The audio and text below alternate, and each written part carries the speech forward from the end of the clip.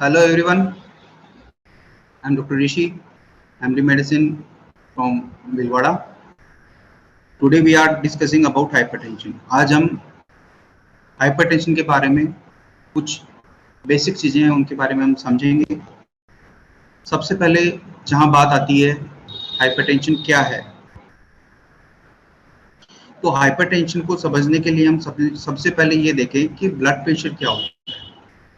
Blood pressure जो होता है वो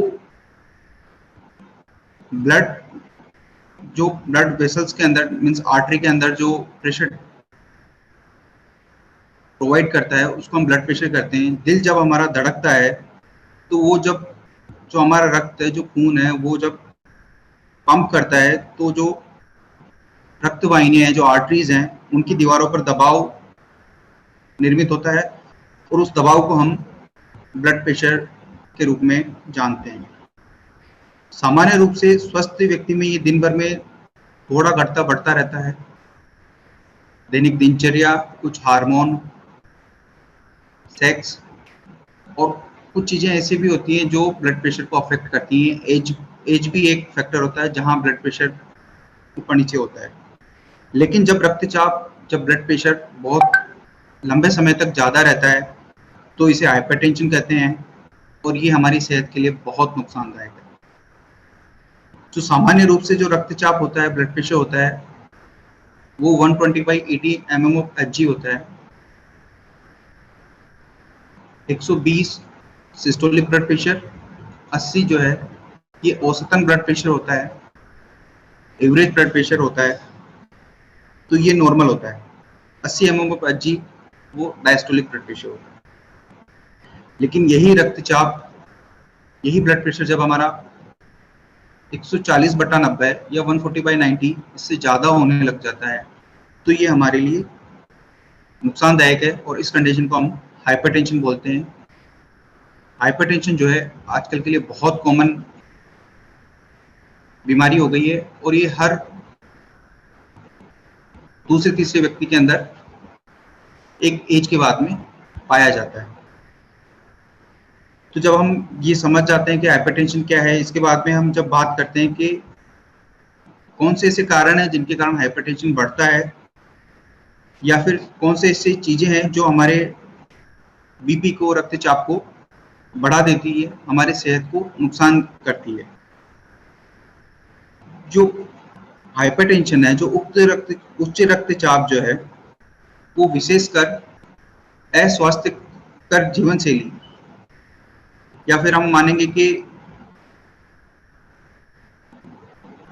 एक नियमित जीवन शैली, स्वस्थ जीवन शैली को नहीं अपनाकर हम कुछ ऐसी आदतें जैसे शारीरिक गतिविधि का नहीं होना, ओबेसिटी होना, मोटापा होना, स्मोकिंग करना, अल्कोहल का बहुत ज़्यादा सेवन करना, या फिर जब कभी बहुत ज़्यादा तनाव होता है किसी भी कारण को लेके, तो ये सब कुछ कारण है जिसके कारण बीपी बढ़ सकता है, रक्तचाप ज़्यादा हो सकता है।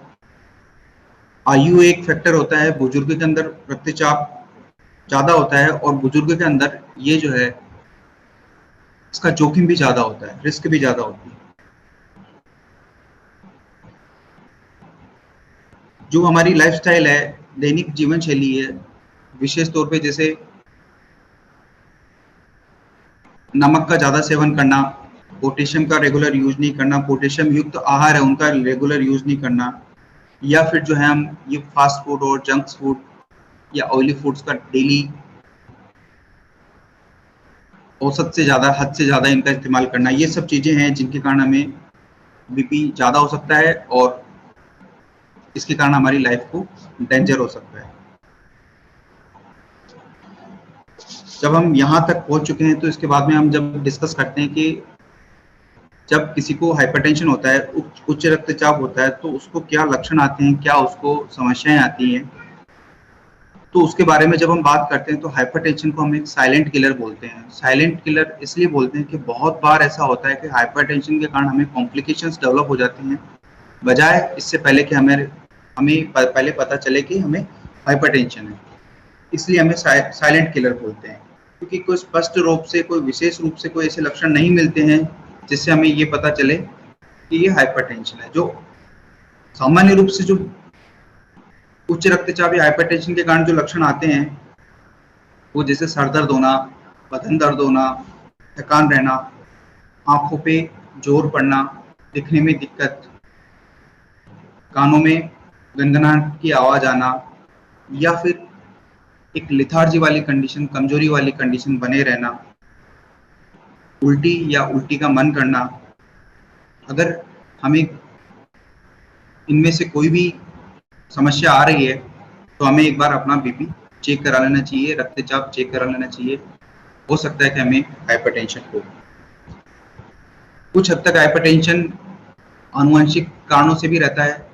तो जिनके भाई बहन या मदर फादर में किसी को हाइपरटेंशन होता है तो उन लोगों के लिए विशेष तौर पे ये सलाह है कि वो एक आयु के बाद 30+ एज के बाद वो हमेशा अपना बीपी रेगुलर औसतन 6 महीने में एक बार तो कम से कम चेक करा ही लेना चाहिए, भले ही उनके कोई लक्षण है भले ही नहीं है।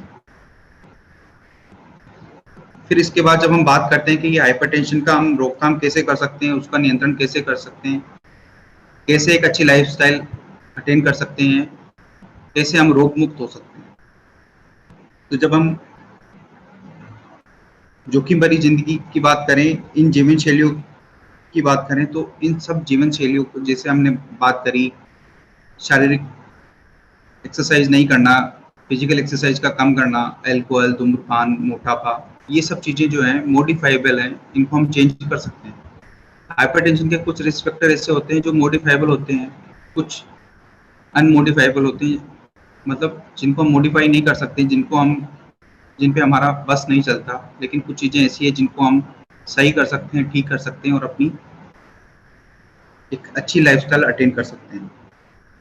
तो जो हम कर सकते हैं वो हमारे लिए है कि नियमित रूप से व्यायाम करना, प्रति व्यक्ति कम से कम 30 मिनट तक एरोबिक एक्सरसाइज करना है, एरोबिक गतिविधियों में अपना होना चाहिए।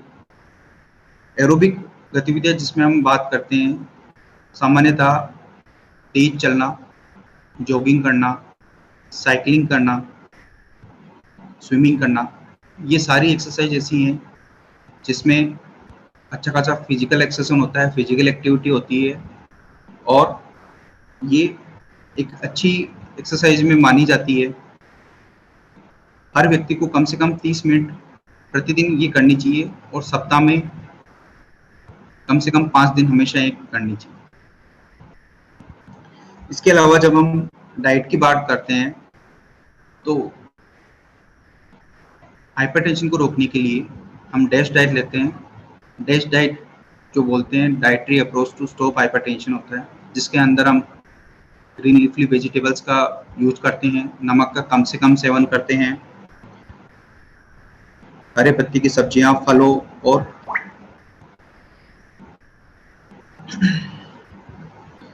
पोटेशियम युक्त जो आहार है उनका रेगुलर यूज करना है। नमक जो है जीवन शैली में हमें कम कर देना चाहिए, specially junk food, fast food जहाँ नमक ज़्यादा होता है या फिर ऑयली चीज़ जो होती है उनका हमें कम सेवन करना चाहिए। फिर इसके बाद में हम आगे आते हैं जो हमारी जीवन शैली है, जो हमारी गलत आदतें हैं उनको हमें छोड़ देना चाहिए,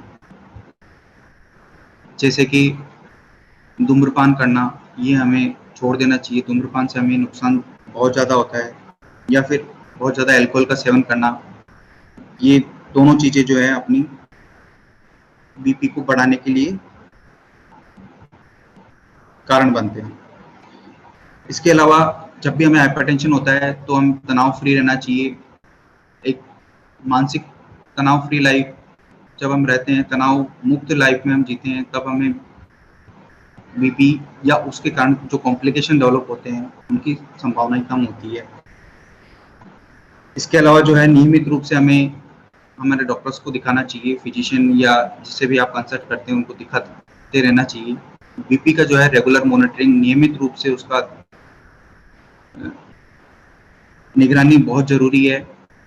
नहीं तो बहुत बार ऐसा होता है कि हम डेंजर वाली पोजीशन में चले जाते हैं जहाँ बीपी बढ़ा हुआ रहता है, हमें कोई भी कार्डियोवैस्कुलर डिजीज या कोई कॉम्प्लिकेशन डेवलप होता है और फिर हम बहुत नुकसान वाली कंडीशन में रहते हैं। इसके अलावा हमें दवा का नियमित रूप से पालन करना चाहिए। जिसके भी बीपी की गोली चलती है, जो भी आपके फिजिशियन या आपके चिकित्सक सलाह देते हैं, वो गोली हमें नियमित रूप से लेते रहनी चाहिए। और एक दवा के साथ जो है हमें नमक हमेशा कम यूज करना चाहिए। औसतन जो हम बोलते हैं 2 ग्राम प्रतिदिन से कम का हमें नमक का सेवन करना चाहिए, जिससे बीपी बढ़ने की संभावनाएं कम होती है। इसके अलावा हाइपरटेंशन के साथ अगर हमें कोई दूसरी बीमारियां हैं, जैसे साधारणतः मोटापा है, तो उसके ऊपर हमें ध्यान देना चाहिए। जंक फूड कम करनी चाहिए। मोटापा कम करने के लिए हमें नियमित एक्सरसाइज करनी चाहिए। एक बैलेंस्ड डाइट जिसको बोलते हैं वो लेनी चाहिए। और अगर किसी को साथ में मधुमेह या डायबिटीज की बीमारी है, तो बीपी के कंट्रोल के साथ में डायबिटीज का कंट्रोल भी जरूरी है। और ये सब चीजें जो है हमें रोग मुक्त जिंदगी या फिर डिजीज फ्री लाइफ के लिए बहुत जरूरी है। हाइपरटेंशन के साथ में जो कॉम्प्लिकेशंस होते हैं, वो कॉम्प्लिकेशन क्या होते हैं? जब बीपी बहुत ज़्यादा बढ़ जाता है, जो सिस्टोलिक ब्लड प्रेशर जिसकी हमने बात करी, सामान्यतः जो 20 mm ऑफ HG होता है, जब ये 180-200 से ज़्यादा होता है, तब हमें दिक्कत हो सकती है। हमें हृदयघात हो सकता है, मायोकार्डियल इन्फेक्शन या MI का अटैक आ सकता है। हमें CV हो सकता है, मतलब लकवे की शिकायत हो सकती है, ब्रेन हेमरेज हो सकता है।